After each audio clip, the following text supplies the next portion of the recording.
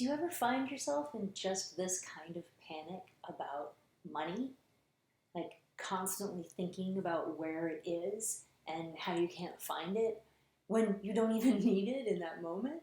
And do you ever discover that when you're in that mindset, it's like you've challenged money to a battle royale in your mind? When we want to make a friend with someone, we don't usually bait them into a combat.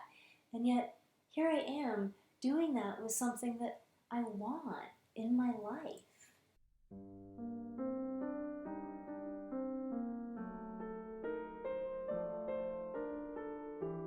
Welcome to Big Homeopathy. I'm your host, Sarah Thompson.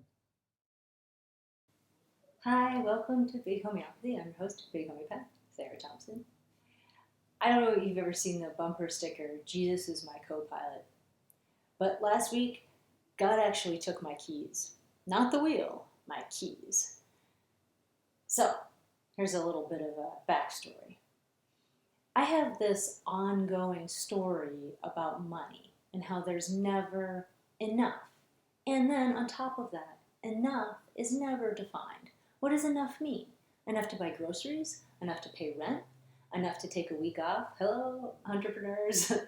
Enough to actually go somewhere on that week off? Enough to buy a car? Enough to buy a house? Enough never has a meaning. And so then what happens is that because enough to buy groceries and enough to buy a house become not enough of either, I'm in a complete meltdown, shutdown, panic about it. Have I ever gone homeless or hungry? No, I haven't. And am I ever going to be able to insure myself against every morbid possibility that I could create in my mind? No way. And so here's all this pressure on money, which is just an inanimate object. And then it keeps showing up, and then it shows up, and I run it down for its inadequacy. If it shows up as 5, I want it to be 10. If it shows up as 500, I want it to be 1,000. I mean, what's poor money got to do? I've seen a bumper sticker sometimes driving around that says, buy experiences, not objects, or something like that. And I think I know what it's trying to say, but it doesn't really make sense to me because when I think about making a purchase, it's always an experience. Whenever money goes across the table and something comes back, I'm having an experience of that. Whether it's something for my home that I'm going to enjoy, or something that I'm going to use to support my family, or something that I want to wear, or an event that I'm going to with friends, or a trip. Whatever it is, I'm having an experience. So it's really on me to find joy or misery in those experiences, and I really would rather find joy. Except when I have a total meltdown, like I did last week. Right before I recorded that blog, I cried all morning, and then I wiped my face long enough to record the blog, and then I went right back to crying all afternoon. And here's why. Nothing. Nothing happened. I wanted something to happen that didn't happen yet in my business.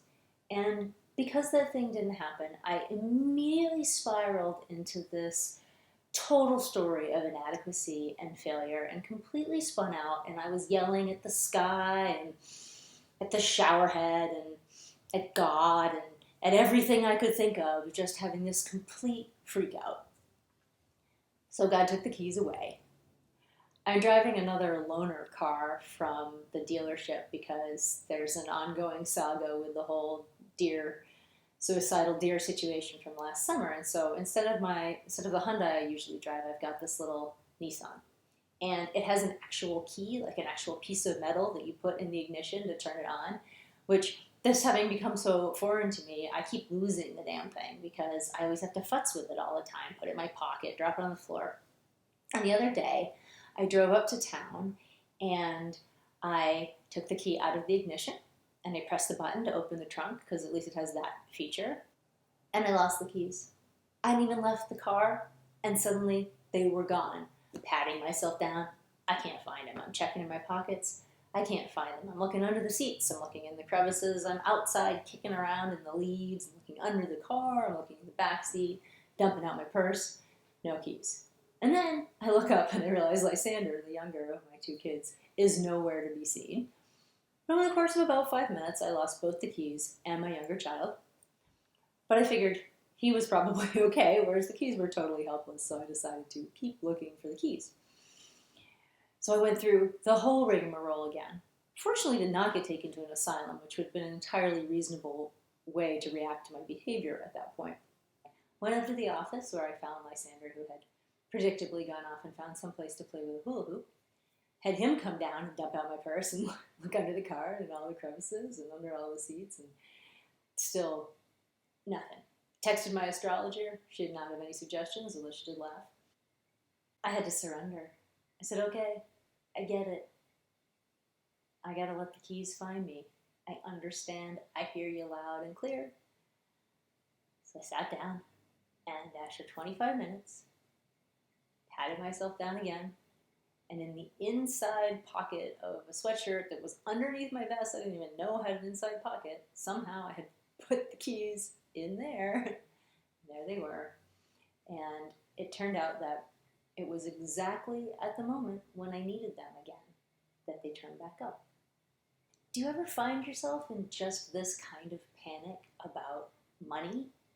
Like constantly thinking about where it is and how you can't find it when you don't even need it in that moment?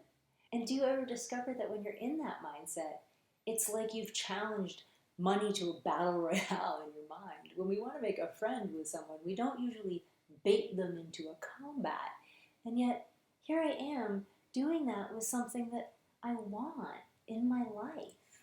What if I could just surrender, like all those smarty pants folks like Tasha Silver and Mickey Singer all say, what if I could just let go? And the answer came to me. I had this moment where I was driving and I was thinking about what would happen if I tried to make friends with money and release this sort of malignant codependency of constantly beating up on money and having money, keep coming back for more. And I realized that what I could do was to be grateful for every single purchase. Every time I exchanged money for something, I could say, thank you, money, for putting gas in my car so that I can take my kids to a place that they love. Thank you, money, for putting food on my table. Thank you, money, for putting electricity in the outlets. Thank you, money, for putting data in my phone. And just going through the exercise of thinking about this, I suddenly felt so joyful. And I realized I do love money. I can have a happy, healthy relationship with money. So here I am saying, wow, money, I totally love you. We're like totally BFFs. Why couldn't I see it before? And I see that I couldn't see it before because I was ashamed of that feeling. Because I had this idea that money was necessary to spend, but also not okay to spend. Like, you might need it, but you shouldn't use it. And you have to save it for a rainy day. And you have to live in that rainy day because what's going to happen? No one will be there to catch you. The universe is just going to drop you on your ass if you have a rainy day. But you know what? I've had one fucking rainy ass day. I've had a couple. And money still showed up. And money wasn't even the solution. Money can't insure against that. You have to get good with the real insurance against that, which is the knowledge that the universe is benevolent and has your back. Now, I'm not saying that you shouldn't plan financial planning. I don't want people to think that's what I'm saying. Financial planning is really important. But it's only possible to do it when you have a rational relationship with this resource that you need and that is your buddy and that comes around and that hooks you up. And moving through that moment of understanding, I felt like I got the keys, universal keys back in the most profound and startling way. And that's big homeopathy this week, and it is going to be huge. I will see you next week. Take a moment, if you are enjoying these videos, to click through the links in the description if there are people in your life or if you yourself could benefit from a Transforming Cancer session, which is a free, no obligation session to learn about how homeopathy can help heal in the way that it has helped so profoundly to heal me in my life and to provide the healing that has brought me home. Thank you.